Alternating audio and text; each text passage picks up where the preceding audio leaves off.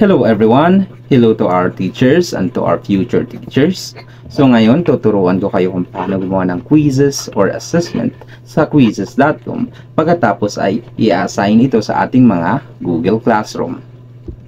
So unang gawin ay pumunta lamang sa ating mga browser. Ayan, type mo ang quizzes.com/admin.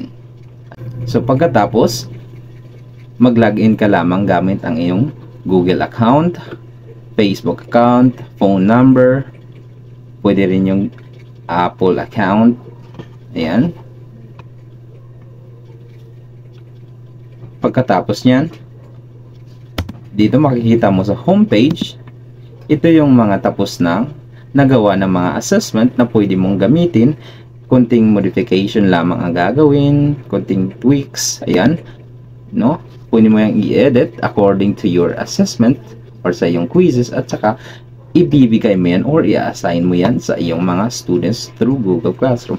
But for today's video, gagawa tayo ng ating sariling quiz. Ayan, pinutin lamang itong create button at dito makikita mo na pwede kang gumawa ng assessment, lessons, interactive video, comprehension type na mga papers. Ayan, pwede rin gumawa dito ng mga flashcards.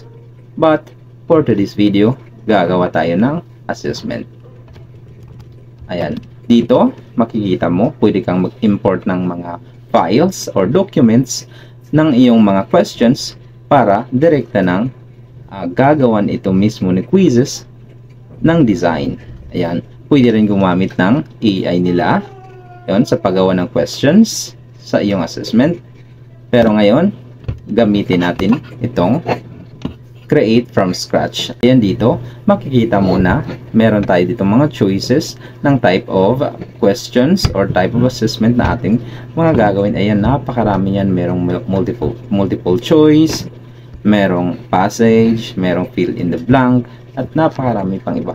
Pero ngayon, gagamitin natin itong multiple choice. Ayun. So dito makikita mo na may lalagyan ng question. Meron ding para sa ating mga choices.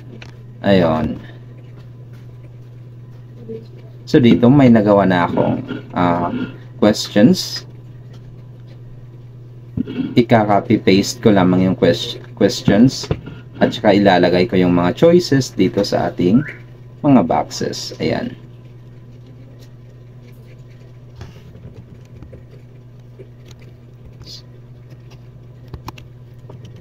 Ayan. So after nyan, kailangan mo i-check yung button dito sa may check button kung saan yung correct answer. Ayan. Pagkatapos nyan, pindutin mo yung save question. Ayan.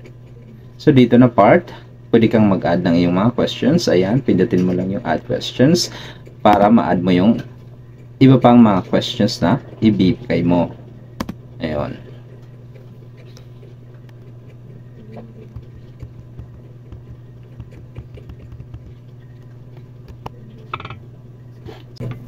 So ngayon, assuming na lalagay mo na lahat yung mga questions. So dito na part, pwede kang pumunta dito sa may setting na part. Ayan. Pwede mo ditong ilagay yung name ng iyong quiz or assessment. Yan, ilagay mo rin yung subject or related subject sa iyong quiz.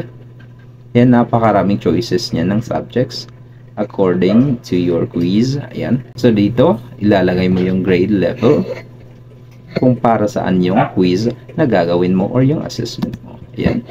Pwede ka rin maglagay ng language. Ayan.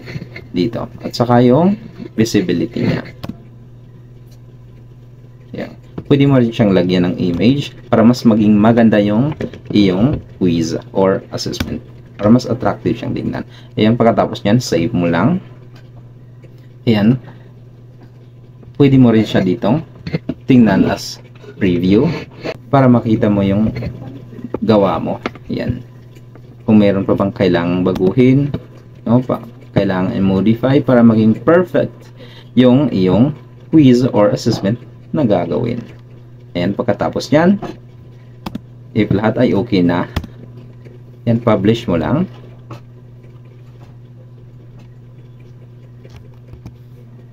So, dito makikita mo na pwede mo siyang laruin, no? Sa preview, student preview. Ayan, pwede mo siyang laruin. Yan, para makita mo kung paano siya in actual, kung lalaruin na siya or gagamitin na ng student. Yan. So, ngayon, since ang ating goal is to assign this to our Google Classroom, ayan, pindutin lang natin yung assign. Yan, tsaka pindutin mo yung quick start. And dito makikita mo, pwede mong kapihin yung code ng quiz. Kung sakaling ibibigay mo lang yung code at saka link ng quiz para ma-access ng mga student. Pero ngayon, kailangan nating i-assign ito sa Google Classroom. Kaya, dito, pwede mo siyang i-copy, tsaka i-paste mo yan sa iyong Google Classroom. But now, i-assign natin mismo ito direkta sa ating mga Google Classroom. Ayan, so, pindutin tong Google Classroom na icon. Ayan, pagkatapos nyan, ito yung lalabas. Pipiliin mo yung appropriate or specific na classroom na pag-a-assignan mo. Ayan, dito, siselect ko yung grade 7 Archimedes. Ayan, next. Dito, i-fill mo yung information ng iyong assessment or dito nakalagay is assignment. Ayan, i-fill ko lang lahat yan. Tsaka, next. Pagkatapos nyan, na-assign mo na yan ng direkta sa iyong Google Classroom. So ngayon, titingnan natin kung na-assign na ba siya talaga. Nandun na ba talaga direkta or magre-reflect na ba yan doon sa Google Classroom ng ating mga students. Yan. Dito, login lang tayo sa ating Google Classroom Administrator account.